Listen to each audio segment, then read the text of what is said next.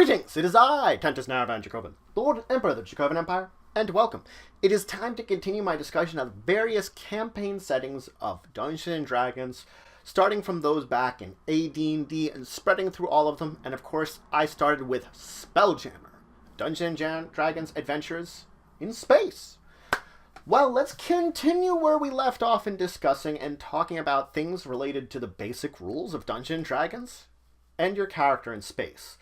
Because that's what we're talking about. The transition from just a character on a plane, on some kind of ground, on a planet, somewhere, and being in space.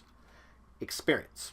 Now, experience points work exactly the same as they do on the ground, and exactly the same as they do in space. There is no technical change in the way that experience is rewarded for your characters, no matter which edition of Dungeons & Dragons you're using. The big change is that you might want to award more experience, to have more challenges that they may overcome, to have them advance quicker almost in a way, to gain more strength because it reflects the overall power of the system that you're dealing with the universe that you're dealing with. The fact is, you should do your best to avoid this. Your players should reflect just the same sort of growth that they do anywhere. Just because they're in space doesn't mean you want to push their growth forward any quicker. It's also important to note if you're using any sort of optional training rules, whether from 2nd edition or another version of it, where you do have to deal with training, especially for gaining new classes or to advance in classes, which some editions have had before. Avoid that. Space is vast. Trainers are a sparse resource, so discovering one that you might be able to use to gain a new ability, to level, to do something like that, any kind of involvement where you need another character shouldn't be something that you're going to rely on. It takes a lot of time traveling between these places. It's extra travel, because maybe you're not going there in the first place, your adventure might not take it, and if it's weeks or months in between these two locales just to get the training I need to advance in the way I want to build my character, that's not fun. So by making it that you don't have this reliance, whatever kind of training-based reliance you'd be talking about is important to do, to make it not part of your character's development. It's not a universe where it fits. Let's talk about combat. Combat's virtually unchanged. Well, one level of combat is. We talk about the normal sword goes in, guts come out kind of combat. Guess what? That's unchanged. It doesn't occur as much as possibly ship-to-ship combat. Now, I haven't dived into ship-to-ship combat, and I will in the future a little bit more, but effectively ship-to-ship combat in Spelljammer is based on a hex grid system. And then you're having ship versus ship and the combat rules and fighting it out. And the fact is, the way that it's built isn't for everyone. You don't need ship combat. You can scale things down to smaller combats. You could narrate the overall ship-based combat if you really wanted to, if your players aren't up for that sort of thing. They have to be interested in the ship combat as you're using it. And you can choose whether to use that or to strictly focus on the small, person-to-person, normal sort of combat, which is completely unchanged when it comes to space. At most, you have to deal with distances because you're firing between two ships in space and a lot of ranged. It's more targeted towards that than melee. Really it is. But still, it's fine to have some melee combat skills too. You never know when you're going to be boarded by some pirates and have to fend them off, or dive into some kind of strange space asteroid that's been abandoned and fight monsters there. Those happen. Let's talk about interacting with NPCs, because this is something that we have to talk about. The fact is, most spell-jamming people that are out in space, feel themselves incredibly cosmopolitan and much more advanced than their groundling cousins. They see themselves as superior for being in this great and vast civilization within space. But the fact is, the spacefaring population of a single crystal sphere might be that of a small nation. That's how small it is. A small nation. And another important fact is, only about 10% of that population has come from another crystal sphere or even visited one. So it's not just coming from, that's also visiting. Combined is 10% of that total population of a small nation. So there is just not numbers when it comes to space. The number of folks is just so spread out and so small that there isn't this great civilization that they talk about, that most spelljamming people believe there is, in a way.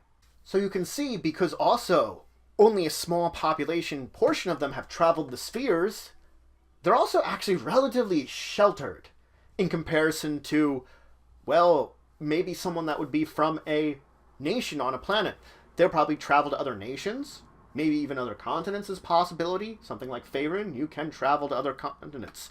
Not often, but it can occur. So you can get this actual cosmopolitan nature on a planet that doesn't actually exist in space. Not the way that they think it does. And so that they treat groundlings with this almost disdain and look down upon them, when the groundlings might have much more of a cosmopolitan and be more, in a way, advanced than them because of this nature of things that are going on. The fact is, if I'm looking for experts, hirelings, or sages, they're a limited resource in space. In a major city, I might be able to find a couple different sages. I might only be able to find like 1 or 2 sages in the entire sphere, and I would have to travel to find these sages. And so the sheer fact is, I could visit a place and it does have none of the resources I'm trying to gather, because it's the sheer amount of population and how it's spread out. There aren't so many experts. There aren't so many sages. These people just don't have the same great numbers. So while they treat themselves as this great and open nation of trade, connecting with all the known spheres, because that's what they're members of, these spacefaring people call themselves members of the known spheres. That's what we are. But the truth is, they're about as resource and helpful as an isolated village. It really is. So the same kind of connection you have to people in an isolated village and the resources they would have is pretty much the same as you'd have in Spelljammer, in space, when talking with people. The fact is, confronting them with this kind of information kind of consults with some kind of anger, and they just say, they excuse it in various ways. They still feel themselves superior, so they can't come to confront the fact that this information could easily be found and seen by groundlings, especially. Groundlings will notice there's these problems with space that people born in space don't see. They just ignore it. If they can't grasp it. So that's it for today. I talked about a little bit more about your character in space. I first talked about experience. It's pretty much unchanged, and you as the Dungeon Master have to make sure to regulate it properly and not award too much. I also have said, very important, skip out at any kind of training needed for anything.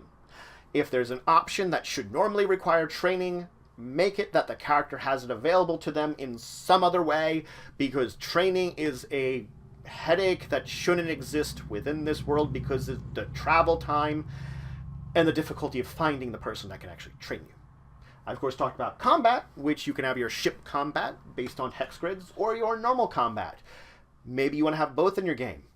Maybe you just want to have the normal combat. Maybe whatever game you're playing doesn't ever call for normal combat, and you must stick with the hex-graced ship combat. But it's finding that correct balance that your players enjoy that's your major job. Then I talked about NPCs. The fact that a lot of important NPCs that you might be looking for, hard to find in space. They really are. And that the people you're going to encounter in space that have been born there and live there are going to have attitudes, especially if you're groundling characters, that don't reflect the actual nature of space. There aren't many people living there. They're fairly well spread out. Most of them haven't traveled between the known spheres. They've only been in the sphere they were born in. And of course, there isn't quite the level of resources out in space that you really would desire for a proper civilization. Not as many experts, not as many sages, just not as much out in space. And they will deny it to the core or excuse it. Because they're better than the groundlings. In their minds. In the next episode, I'm going to talk about strongholds in space. But if you have any questions, comments, anything you say, anything you think I left out, please leave in the comments below. Please like, share, and subscribe. It shows support for the channel, the Empire, the work I do. If you want to show some extra support, you could always check out my Patreon, link in the description below. Regardless, until next time, I bid you farewell.